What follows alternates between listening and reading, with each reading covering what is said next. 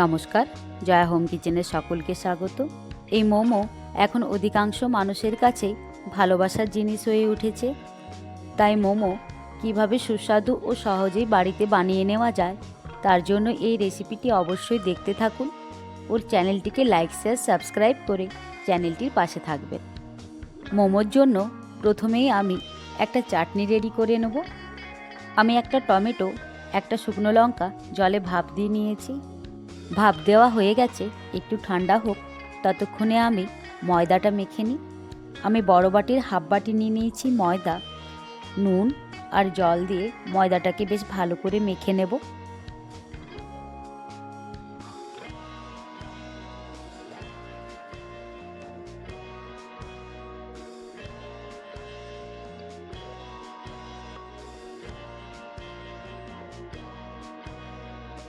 ময়দাটা ভালো করে মেখে নিয়েছি, ঢাকা দিয়ে কিছুক্ষণ রেখে দেব। ততক্ষণে আমি চাটনিটা রেডি করে নেব। টমেটোটার খোসা ছাড়িয়ে নিয়ে একটা মিক্সির বাটির মধ্যে টমেটো আর শুকনো লঙ্কাটা, সাথে দিয়ে দেব কিছু রসুনের কোয়া, ভালো করে পেস্ট করে নেব। টমেটোর পেস্টটা আমার রেডি হয়ে গেছে। এবার একটা শুকনো কড়ার মধ্যে এই পেস্টটাকে ঢেলে ভালো করে জাল করে নেব। দিয়ে দেব হাফ চামচ নুন আর দেব হাফ চামচ ঝাল লঙ্কার গুঁড়ো। এবার জলটাকে শুকিয়ে নিয়ে মাখা মাখা করে নিলেই রেডি হয়ে গেল মোমো দিয়ে খাওয়ার জন্য টমেটোর চাটনি।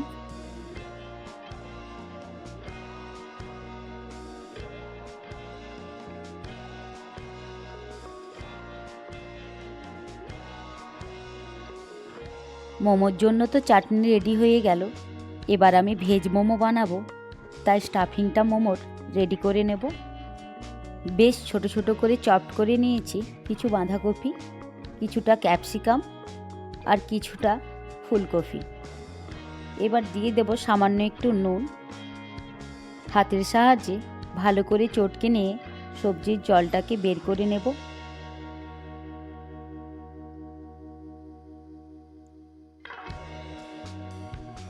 এরকমভাবে সবজির জলটা বের করে নিতে হবে, না হলে মোমো বানানোর সময় লেচিটা সবজির জলে নরম হয়ে যাবে।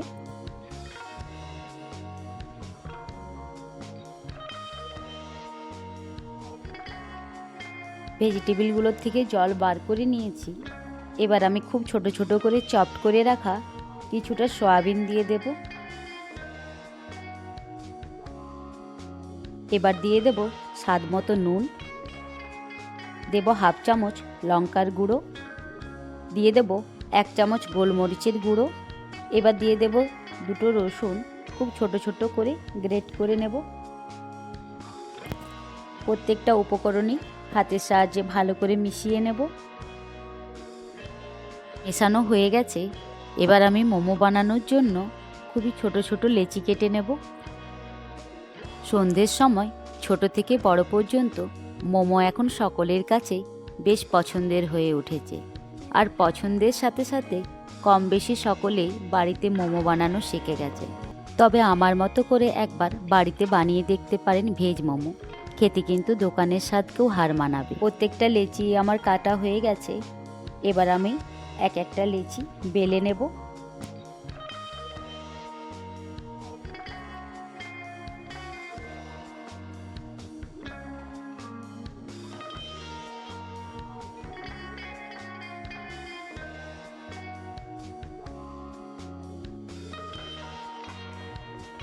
খুবই পাতলা করে বেলে নিয়েছি। মোমো বানানোর জন্য এরকমভাবেই পাতলা বেলে নিতে হবে। এবার আমি ভেতরে দিয়ে দেব ভেজিটেবিলের স্টাফিং, বেশ অনেকটা করে দেব।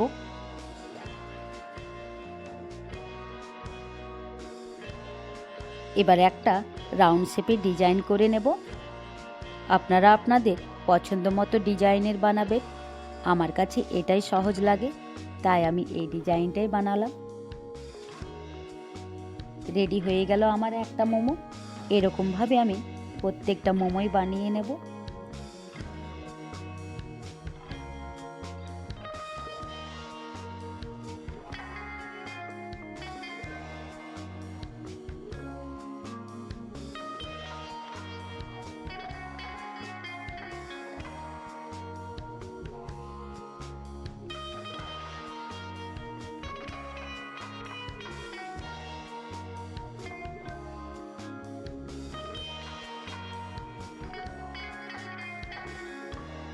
প্রতিটা মোমোই আমার রেডি হয়ে গেছে।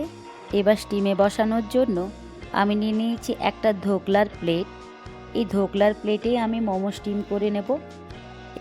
একটু তেল ব্রাশ করে নিয়ে সাজিয়ে নেব মোমোগুলো।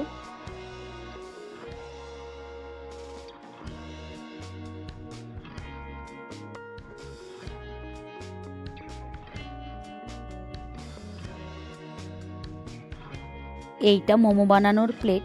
বাকি মোমোগুলোকে আমি এই প্লেটে সাজিয়ে নেব।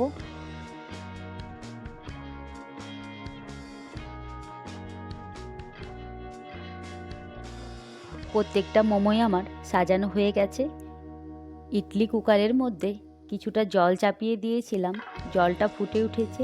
এবার আমি প্লেটগুলোকে সুন্দরভাবে সাজিয়ে নিয়ে 10 থেকে 15 মিনিটের জন্য স্টিমে দিয়ে দেব।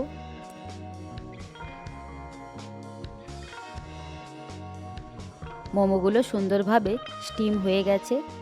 রেডি হয়ে গেছে আমার আজকের দুর্দান্ত স্বাদের ভেজ মোমো। ঝাল ঝাল টমেটোর চাটনির সাথে গরম গরম ভেজ মোমো এবার পরিবেশন করে নেওয়ার পালা। মোমো কার কার পছন্দের খাবার অবশ্যই কমেন্টের মাধ্যমে জানাবেন। আর আজকের এই ভেজ মোমো রেসিপিটি ভালো লাগলে লাইক ও কমেন্টের মাধ্যমে আপনারা আপনাদের মতামত জানাতে ভুলবেন না। ভেতরের অংশটা খুব সুন্দরভাবে রেডি হয়ে গেছে, আর খেতেও কিন্তু অসাধারণ হয়েছিল। চ্যানেলটিকে এগিয়ে নিয়ে যেতে পাশে থাকবেন। ধন্যবাদ জানাই সকলকে।